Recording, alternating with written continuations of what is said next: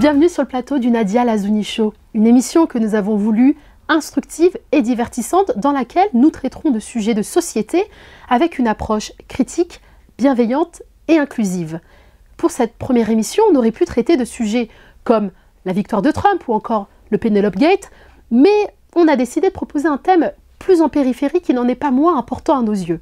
Un thème qui a trait à une tendance que l'on observe dans les comportements et habitudes de consommation, à savoir l'hypersexualisation de la société, que la psychologue québécoise Sylvie Bessette définit comme un usage excessif de stratégies axées sur le corps dans le but de séduire. Un article publié dans Marie-Claire en 2016 intitulé « Elles veulent toutes le corps de Kim Kardashian » nous a aussi interpellés. L'auteur fait un décryptage de l'influence de Kim Kardashian dans les quartiers nord de Marseille, jusque dans des milieux traditionnellement conservateurs et populaires où certaines femmes n'hésitent pas à recourir à la chirurgie esthétique pour lui ressembler. C'est à se demander si l'on n'assiste pas à la kardashianisation progressive du monde.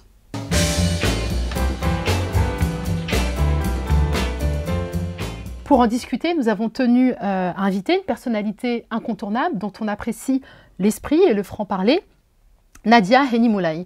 Elle est journaliste, fondatrice de Melting Book, auteure de nombreux ouvrages dont le dernier est Voile et préjugés, un livre collectif qu'elle a dirigé. Son travail couvre différents champs, notamment liés à la diversité, l'islam en France et le féminisme. Bonjour Nadia, comment vas-tu? Bonjour Nadia, et toi? Ça va, merci. Merci d'avoir accepté notre invitation. Avant de commencer notre discussion sur Kim, je vais la présenter brièvement pour les rares personnes qui ne la connaissent pas. Elle a 36 ans, elle est une personnalité médiatique, femme d'affaires, productrice et animatrice de télévision américaine. La jeune femme a commencé par commercialiser une vidéo très intime pour faire la promotion de la première saison de l'incroyable famille Kardashian qui cartonne, puisqu'elle a prêté son image à toutes sortes de produits et services, jusqu'à devenir un véritable phénomène aidé des médias et réseaux sociaux. Kim Kardashian, c'est 50 millions de followers sur Twitter et près de 92 millions sur Instagram. Elle est la personnalité de télé-réalité la mieux payée en 2015 avec 53 millions de dollars de gains et fait partie de la liste des 100 personnes les plus influentes dans le monde en 2015 d'après le Time Magazine. Elle a également fait la une du très renommé magazine économique Forbes qui revient sur l'empire financier de Kim Kardashian. Tout y passe avec cette jeune femme. Business des jeux pour mobile, ligne de parfums, produits de beauté exploités en famille, des livres, des lignes de magasins, une ligne de vêtements pour femmes et pour enfants et une ligne de bronzage. On constate d'ailleurs que les femmes n'achètent pas seulement ces produits, mais également des répliques des parties de son corps. Nadia, première question, est-ce que tu as été surprise par le sujet que l'on t'a proposé? Je me suis demandé si je lui ressemblais pas en fait. Bon, j'ouvre un peu sur une note d'humour. Oui et non. Oui, parce que je suis bien sûr à des années-lumière de Kim Kardashian et de sa vision des choses, vision du monde. Voilà. Et non, parce que forcément, je suis une femme avec plusieurs casquettes et que forcément, tout ça m'interpelle. Alors, si je ne suis pas du tout dans le jugement par rapport à son mode de vie et qui la regarde complètement, il me semble que ça dit quand même beaucoup de choses par rapport à l'état de notre société, le rapport à la femme. Là, les chiffres que tu citais, ils sont tout bonnement hallucinants.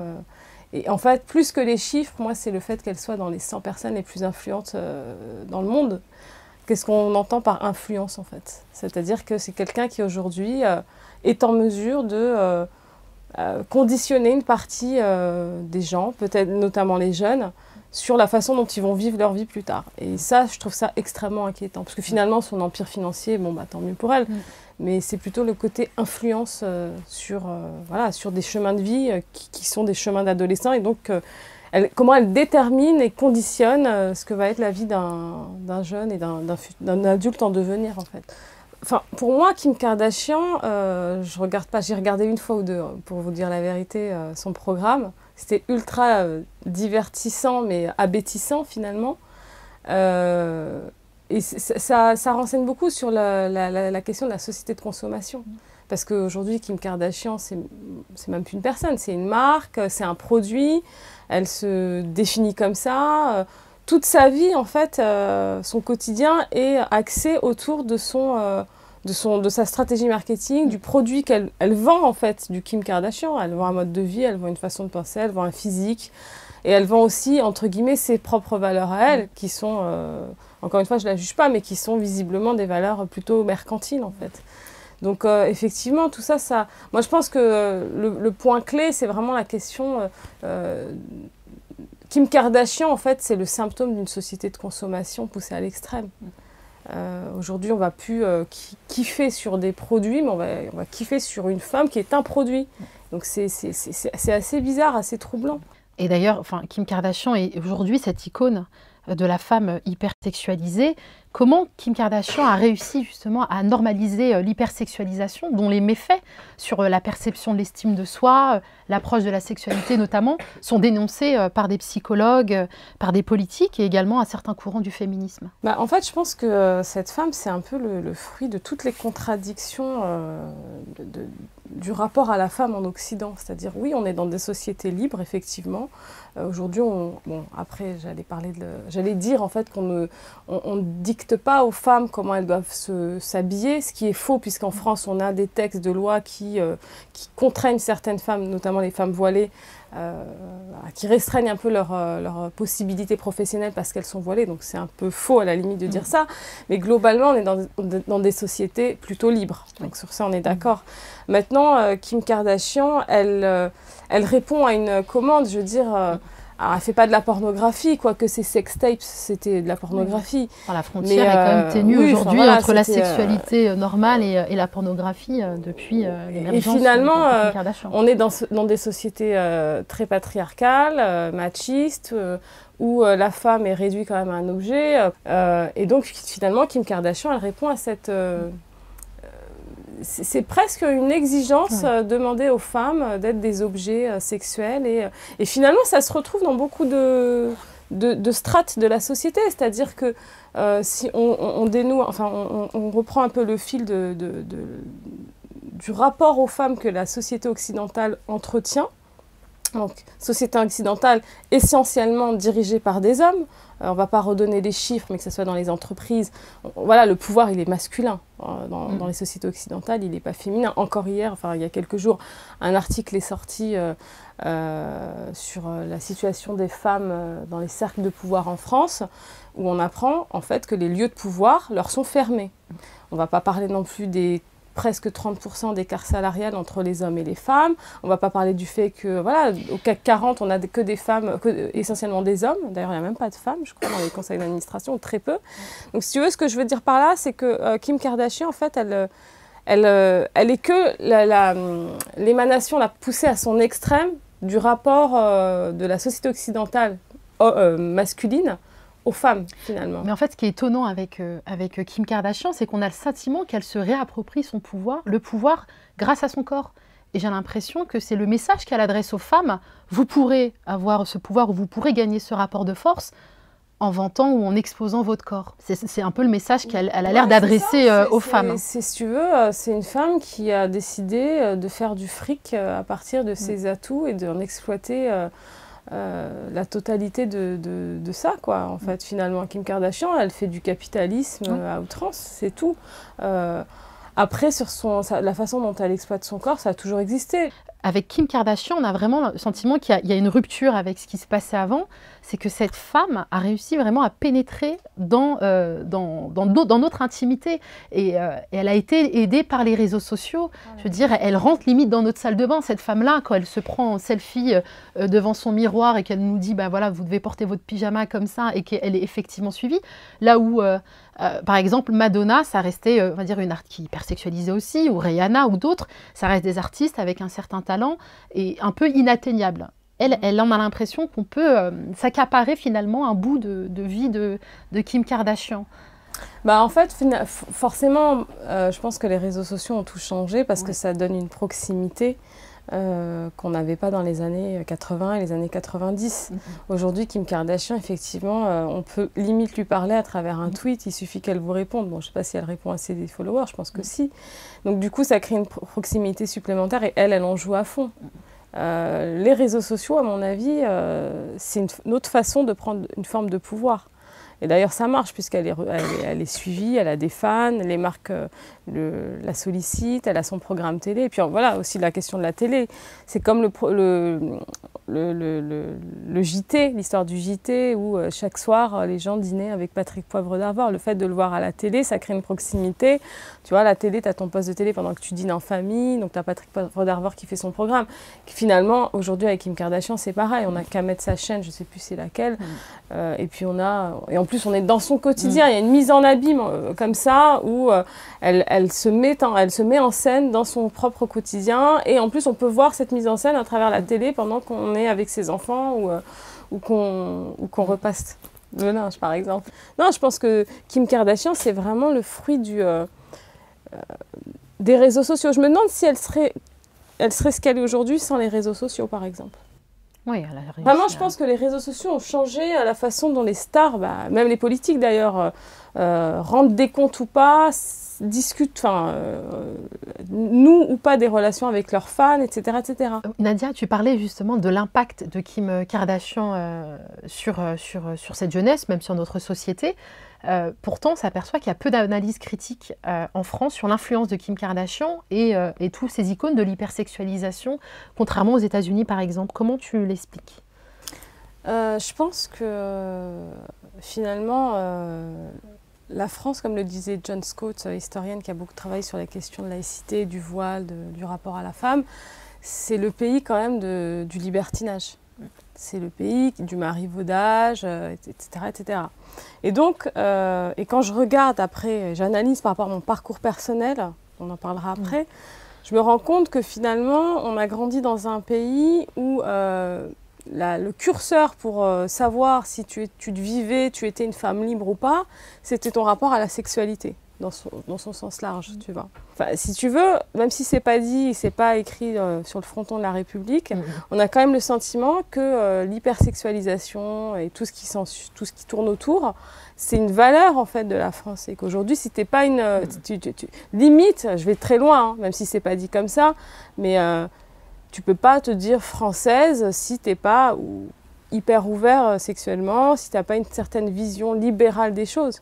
Oui. C'est aussi pour ça d'ailleurs que les musulmans et les musulmanes cassent un peu tout ça et renvoient aussi... c'est pour ça que ça se crispe aussi, inconsciemment je dirais, hein. Là je suis dans l'analyse. Hein. Avec Kim Kardashian et les autres, hein, elle n'est pas seule, il y a toutes ces petites déclinaisons à travers le monde, c'est plus la libération sexuelle, c'est carrément la dictature sexuelle. Oui, je pense qu'il faut rentrer dans un moule et quand tu rentres pas ou tu n'as pas envie de rentrer dans ce moule, tu poses un problème, quoi. Mais je veux dire, ce qui est intéressant, c'est que ce rapport au sexe, cette hypersexualisation, elle se retrouve dans tous les niveaux de pouvoir en France. Rappelons-nous des femmes, des journalistes l'année dernière qui avaient fait une pétition, c'est en mai dernier, il me semble, si je ne me trompe pas, une pétition, une tribune en dénonçant le sexisme des hommes politiques, de toutes les fois où elle était obligée de faire des interviews et de supporter les blagues salaces des politiques. Rappelons-nous de Cécile Duflot à l'Assemblée nationale quand elle était ministre, qui s'est fait huer parce qu'elle avait une robe. Tu vois, ce sexisme ordinaire, quoi. Et puis si je parle d'actualité, on peut parler de François Fillon, qui n'a certainement pas dû nommer Nathalie Kosciusko-Morizet au gouvernement parce qu'elle était enceinte. Voilà, donc tu vois, il y a tout Vraiment, la France, c'est un cas d'école, c'est un laboratoire par rapport à la question du sexisme. Et donc, ça ne m'étonne pas qu'il n'y ait pas une prise en main, en fait, des pouvoirs publics sur cette question de l'hypersexualisation, parce que je pense que c'est même pas envisagé comme un problème... Je pense qu'on n'analyse même pas la portée de ce problème, parce que voilà, ça renvoie à toute cette histoire de la France très libertine. C'est vrai, parce que le seul rapport d'ailleurs qu'on a trouvé, qui dénonce les méfaits de l'hypersexualisation, d'ailleurs c'est sur la jeunesse, presque exclusivement, et c'est un rapport qui date de 2012, de Madame Joanneau, parlementaire. Gouvernement de droite. Voilà, exactement, et puis... Après, on le trouve aussi, cette question traitée en filigrane dans le livre de Mona Chollet, Beauté fatale, et on s'aperçoit que énormément de renvois sont faits vers des auteurs britanniques ou américaines. Mais tu vois, il y a cette question de l'hypersexualisation, mais c'est plus global parce qu'il y a un vrai problème, une vraie incapacité en France à se regarder dans le miroir. Parce que la France, c'est un pays qui quand même fait comment dire, si je vais loin et que je fais preuve d'irrévérence, la France, c'est encore un pays, je pense, qui pense avoir un empire colonial. Et donc ce que je veux dire par là, c'est que c'est un pays qui se voit plus grand qu'il ne l'est finalement. Et sur cette question du rapport aux femmes, c'est pareil. Je veux dire, on va dire oui, c'est la liberté, les femmes, etc. Mais finalement, cette liberté, déjà, c'est une liberté qui est dictée souvent par les hommes. Encore une fois, on n'a qu'à voir les lieux de pouvoir en France sont exclusivement masculins. Et donc voilà, on dit souvent c'est l'histoire, c'est les vainqueurs qui écrivent l'histoire. Là, c'est les hommes qui écrivent l'histoire et le rapport que les femmes doivent avoir à la sexualité, etc., etc. C'est intéressant, si tu le veux bien, je vais citer un passage du livre Beauté fatale de Mona Chollet, qui illustre bien justement mon propos, qui l'illustre mieux même d'ailleurs que ce que j'essaie de dire certainement. Cette conception du corps comme un matériau inerte qu'il faut modeler et aseptiser pour le rendre acceptable, ou qu'il faut traiter pour en figer l'aspect jeune et lisse implique son morcellement. L'importance attribuée par les clientes de la chirurgie esthétique à l'aspect de leur sein, ventre, nez, fesses, suggère que dans leur esprit, chaque partie de leur corps s'est autonomisée. Elles se considèrent comme le simple assemblage de divers morceaux qui ne communiquent pas entre eux et qui doivent être tous parfaits sous peine de ruiner la valeur de l'ensemble. Vraiment, moi, quand j'ai lu ça, j'ai vu Kim Kardashian. Ouais, non, mais c'est clair. C'est-à-dire que, en fait, Kim Kardashian, c'est un peu la personne en kit, quoi. C'est un peu à la carte. Tiens, bah, je voudrais une grosse poitrine, et puis je voudrais aussi ça, et je voudrais ça. Après, on ne parlera pas du niveau intellectuel, mais bon, je pense que quand même, elle n'est pas... Voilà, pour bâtir l'empire qu'elle a bâti, elle est loin d'être bête, hein. Voilà. Mais ouais, c'est ça. Si tu veux, là, c'est le corps qui est ramené à un outil. Un outil marketing en plus, et qui n'a pas d'autre fonction que d'être là pour contenter une forme de consumérisme, de capitalisme, de voyeurisme, etc., etc. Et vraiment, on a le sentiment qu'elle réduit une opération chirurgicale qui a quand même ses conséquences très graves avec l'anesthésie, etc., les risques post-opératoires aussi, à un simple achat compulsif. Oui, c'est ça. On a l'impression que c'est une vitrine. Tu sais, apparemment, les derniers chiffres, c'est 9% des jeunes, des adolescents font de la chirurgie esthétique. Enfin, c'est juste énorme, c'est presque 10% de la population, de la population jeune en tout cas. Tu as suivi comme moi le débat provoqué par la une de Nour Tagouri, journaliste voilée dans Playboy USA. On le voit, la normalisation de l'hypersexualisation rend mainstream un magazine qui historiquement était une thématique et très spécifique et très dévalorisante sur les femmes. Est-ce que finalement le capitalisme de marché incarné par Kim Kardashian n'a-t-il pas réussi à se retrouver là où on l'attendait le moins, à savoir l'univers de la femme musulmane? Sur Nour Tagouri, l'analyse que j'en ai faite, c'est vrai que c'est intéressant parce que c'était une première, ça a posé beaucoup de questions. Alors je la juge absolument pas, hein, j'en ai vraiment rien à faire. Mais c'est intéressant de voir une espèce d'hypocrisie qu'il y a eu derrière cette affaire, parce qu'avant qu'elle pose dans Playboy, c'était vraiment le modèle en France de la femme voilée, dans les réseaux musulmans, hein, disons-le clairement, de la femme voilée qui a réussi à dépasser sa condition, à s'imposer. Voilà, elle s'est prise en photo sur un JT, donc tout le monde a pensé et moi la première d'ailleurs, qu'elle présentait le JT aux États-Unis, donc c'est devenu le modèle. Donc elle a été accueillie plusieurs fois, il me semble, en France, invitée par des associations. Et puis quand il y a eu cette histoire avec Playboy, elle est tombée en disgrâce. Il y avait ceux qui étaient admiratifs et qui disaient que c'était extraordinaire ce qu'elle avait pu faire. Et puis d'autres qui étaient vraiment déçus parce qu'on était limite dans l'affect. Parce qu'il y a ce lien, la Ouma, c'est une femme musulmane, donc on s'identifie. Mais moi, ce que j'ai trouvé vraiment intéressant, c'est qu'il y a une vraie hypocrisie. Et pour le coup, c'est une hypocrisie des hommes. Nour Tagouri, si elle n'avait pas été une belle nana, on n'en aurait rien eu à faire qu'elle présente, qu'elle soit devant un JT ou journaliste voilé aux États-Unis. Ce qui a fait son succès, alors je ne dis pas du tout qu'elle est stupide, hein, c'est pas ça. Je dis dans le regard des autres et notamment des hommes musulmans en France, elle a eu ce succès, elle s'est devenue la femme rêvée parce qu'elle envoyait du rêve finalement, parce qu'elle était belle, parce qu'elle était féminine, parce qu'elle était attirante. Posée dans Playboy.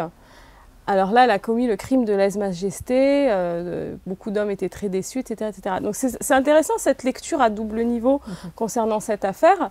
Maintenant, moi je pense que, effectivement, le fait ça se comprend, le fait qu'elle soit une femme musulmane, voilée, et donc on peut imaginer qu'elle ait un certain comportement plutôt tourné vers la discrétion, et là qu'elle fasse quelque chose de clairement visible et subversif. Ça peut poser question parce que c'est vrai que quand on pose dans un magazine, c'est un magazine avec lequel on a un minimum d'accointance. Je veux dire, j'irai pas poser dans Valeurs Actuelles, quoi. Donc voilà, tout ça c'est légitime dans ces questionnements. Mais voilà, encore une fois, la question de l'hypocrisie par rapport au cas Nour Tagouri m'a vraiment posé question et renseigné sur les contradictions qui sont les nôtres finalement. Nadia, je vais te poser une dernière question et je vais te laisser filer. Le succès grandissant des chaînes YouTube orientées beauté et lifestyle, dont les acteurs utilisent les réseaux sociaux pour créer une activité basée sur le dévoilement de leur intimité, n'est-il pas une nouvelle démonstration de la kardashianisation du monde? Autrement dit, la démocratisation du business model de Kim Kardashian. Moi, je pense que c'est plutôt lié à la révolution entre guillemets digitale que à Kim Kardashian. C'est-à-dire qu'aujourd'hui, on a des jeunes femmes qui sont des occidentales, qu'on le veuille ou non, ce sont des occidentales, et qui utilisent les outils de leur temps pour raconter aussi leur propre récit. Mais effectivement, on ne peut pas nier qu'il y a une influence de la société de consommation, finalement, de la société de l'apparence, le diktat de l'apparence. Voilà, est-ce que regarde comment elle s'appelle, Alicia Keys, qui s'est lancée dans le no maquillage, plus de maquillage. Donc il y a quand même des tendances comme ça qui essayent de résister à cette kardashianisation du monde, qui sont quand même rassurantes finalement. Mais c'est vrai qu'avec les réseaux sociaux et la génération, comme disait l'auteur Rachid Santaki, une génération qui veut tout de suite, qui veut être dans l'apparence, dans l'instantanéité, dans le buzz, etc., etc. Bon, c'est pas très rassurant, quoi. Et Kim Kardashian, c'est devenu un modèle, quoi, qu'on le veuille ou non, c'est devenu un modèle. Je pense qu'il y a une nécessité de proposer des contre-modèles, quoi. C'est essentiel. Je veux dire, à un moment donné, est-ce qu'on prend ses responsabilités par rapport à la société dans laquelle on vit, par rapport à la jeunesse qu'il y a derrière nous, parce que nous, on est adultes, on va dire, on peut se considérer comme sauvés, mais finalement, derrière, il y a des jeunes. Et quel modèle on leur offre? Ça, c'est la question, quoi. Et comment on prend nos responsabilités par rapport à ça? Et tu as une idée, toi, justement, un moyen? Je pense déjà qu'il faut utiliser les mêmes outils, c'est-à-dire les réseaux sociaux, voilà, la vidéo, les podcasts, et produire du contenu, organiser des rencontres avec les jeunes, alors dans des projets beaucoup plus structurés, bien sûr. Mais l'objectif, il est connu. L'objectif, c'est de proposer des contre-modèles, une contre-culture, parce que c'est complètement... c'est du vide, en fait, ce qu'elle vend, Kim Kardashian. C'est du vide, le triomphe du néant et... Voilà. Les femmes sont pleines de ressources et je pense que le changement peut aussi venir d'elles. On est capable de se réinventer parce que justement on a beaucoup de contraintes. On a beaucoup de contraintes et ces contraintes-là, effectivement, si on a un peu de personnalité, alors je ne dis pas tout le monde n'a pas de la personnalité, tout le monde n'a pas de la force de caractère et c'est vrai, je ne jette pas la pierre. Mais quand on en a un peu, voilà, on peut se réinventer et on peut inspirer le monde. Moi, je pense que l'inspiration, on en a déjà parlé. J'espère que ce ne sera pas ta conclusion. J'étais un peu torpillée là. C'était pas volontaire. Voilà, non, je pense qu'il faut que les femmes soient des agents d'inspiration. Merci Nadia de nous avoir apporté ces éclairages, d'avoir partagé avec nous ton ressenti sur tout ça. J'espère que ça t'a plu de parler avec nous de Kim Kardashian. On n'a pas voulu t'ennuyer avec le vol de bijoux, on t'a épargné avec ça. Maintenant, je te propose de parler culture, tendance et foodies avec notre chroniqueuse Myriam. Puis nous écouterons Maria qui va venir nous parler d'innovation sociale. Myriam, tu vas nous parler flânerie et philosophie. Oui. Alors moi, c'est porte de Clignancourt que j'aime passer un moment, lire un magazine, flâner, bosser sur mes projets ou juste boire un café avec une amie pour discuter de tout et de rien. Dans le décor de l'ancienne gare Ornano, c'est la recyclerie qui est pour moi un petit coin de paradis urbain. Et oui, un endroit atypique, presque utopique, mais bien réel, parce qu'il se trouve au 83 boulevard Ornano dans le 18e arrondissement de Paris. C'est un café-cantine, une ferme urbaine aussi, où vous pouvez y récupérer des œufs bio, vous pouvez cueillir vos aromates si vous le voulez. Donc il y a une petite participation à donner à la recyclerie. Vous pouvez également aller à l'atelier de René où vous pouvez emprunter une perceuse pour 48 heures, pourquoi pas, si vous habitez dans Paris et que vous n'avez pas de perceuse sur vous, parce que ça coûte quand même un petit peu cher. Beaucoup. Voilà, donc pour 48 heures, ça peut servir pour faire de trous. Et donc, si vous voulez recycler ou réparer vos meubles, vous avez un atelier et donc une personne qui vous aide et qui vous accompagne là-dessus. Enfin, je vous invite de toute façon vivement à découvrir tous les services que peut offrir cet endroit assez fantastique dans un cadre et dans un quartier aussi atypique, le 18e arrondissement, porte de Clignancourt, de Clichy. Et donc d'aller sur leur site internet www.larecyclerie.com. Bien, merci Myriam. Ça donne envie de rencontrer René, tout ça. Je t'en prie. On va passer à Maria, on t'écoute. Nadia, est-ce que le bonheur est important pour toi? Oui, énormément. Et en France, est-ce qu'on est heureux? Je sais pas. Figurez-vous qu'aux Émirats, ils ont décidé de mettre en place un ministère du bonheur. Donc ça date de février 2016 et la ministre en charge de ce ministère est Houd Al-Roumi, qui est une jeune femme qui est également directrice générale de la présidence du Conseil des ministres. Et le ministère du bonheur a pour but de promouvoir un bien-être social et une satisfaction des individus. Et pour ce faire, qu'est-ce qu'ils ont fait? Ils ont mis en place 2 initiatives. Une initiative qui remonte donc à février 2016, mais qui a commencé en février 2016 et qui continue, qui se poursuit, qui est la mise en place d'1 heure de consultation gratuite par semaine, donc les mardis, ce qu'ils appellent l'heure du bonheur. Tous les hôpitaux et cliniques des Émirats doivent contribuer à mettre à disposition un médecin pour une consultation gratuite. Les Émirats partent du principe que pour être heureux, il faut être en bonne santé. Ce qui est une très bonne initiative. On devrait tous prendre exemple sur les Émirats pour l'heure de consultation gratuite en tous les cas. Et l'année 2017 est une année charnière pour eux parce qu'ils ont décidé de faire de l'année 2017 une année de dons et de charité. Est-ce que ça va marcher? Je leur souhaite. Cette initiative est finalement est justifiée parce que le World Happiness Report a classé les Émirats comme 28e pays où il fait bon vivre. Donc les Émirats, je pense qu'ils se sont sentis un peu vexés et qu'ils ont décidé de remédier à ce classement. En France, elle est quand même 32e. Donc on est un peu loin derrière. Et ils ont décidé de mettre en place ce ministère pour justement reprendre peut-être les premières places d'ici quelques années. De quoi nous inspirer ici en France, nous qui souffrons et consommons des antidépresseurs. On pourrait consommer du bonheur. La mission touche à sa fin. Il y a tellement de personnes à remercier. Et nous vous retrouvons très vite avec un invité que vous allez aimer, on en est sûr. À bientôt.